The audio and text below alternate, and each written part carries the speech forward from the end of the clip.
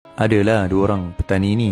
Seorang namanya Baik, seorang namanya Lagi Baik. Baik dan Lagi Baik duduk kat satu tempat yang jauh.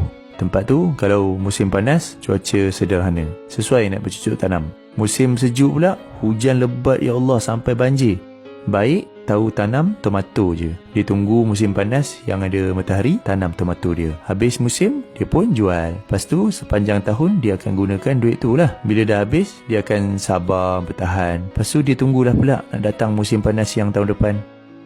Lagi Baik pula, dia pun tanam tomato je masa musim panas. Dia jual, lepas tu dapat untung. Tapi masa musim hujan, dia tanam juga. Dia tanam padi. Sebab padi guna air banyak. Bila habis musim hujan, dia jual padi, dapat duit. Rezeki dia cukup dan lebih pula tu. Kau nampak tak beza orang yang tanam satu musim je dengan orang yang tanam semua musim? Macam ni lah perbezaan orang yang beribadah waktu senang saja dengan orang yang beribadah waktu senang dan susah. Cuba hayati hadis ni. Sungguh ajaib urusan orang yang percaya. Semuanya baik untuk dia. Tidak ada orang yang macam tu kecuali orang yang percaya je. Kalau dia dapat kebaikan, dia bersyukur. Dan itu baik untuk dia. Kalau dia dapat kesusahan, dia sabar. Dan itu pun baik untuk dia. Kalau dia dapat benda baik, dia berterima kasih kat Tuhan. Tuhan kita pun bagi dia pahala yang besar sebab bersyukur. Lepas tu kalau dia dapat sakit ke, benda tak best ke, dia sabar. Tuhan kita pun bagi pahala yang besar. Kadang-kadang pahala tu lagi besar daripada pahala syukur. Sebab sampai satu duri kecil je pun yang kena kat tangan, dia boleh dapat pahala. Bayangkanlah kalau benda yang lagi besar daripada duri tu, macam sakit ke,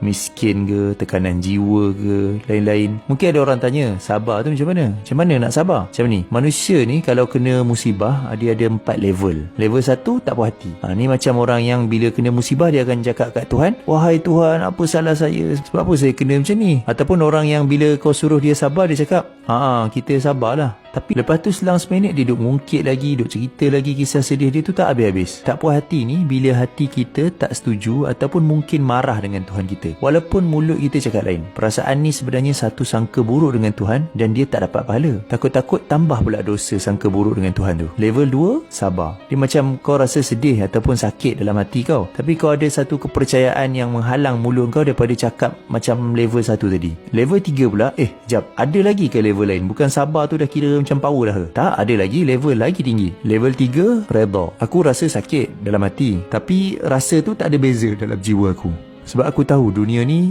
memang ada turun, ada naik. Sehari manis, sehari pahit. Dan aku tahu semua benda pun datang dari Tuhan kita juga. Jadi aku pun redha je lah. Level 4 yang paling tinggi, iaitu syukur. Terima kasih. Ada orang tu bukan semata-mata sabar sebab sakit ataupun musibah, tapi dia bersyukur sebab musibah yang dia dapat tu lebih ringan daripada yang lain-lain. Dan dia tahu semua musibah tu akan menghapuskan dosa dia masa hari kiamat nanti. Ni satu pahala yang sangat besar di sisi Tuhan kita.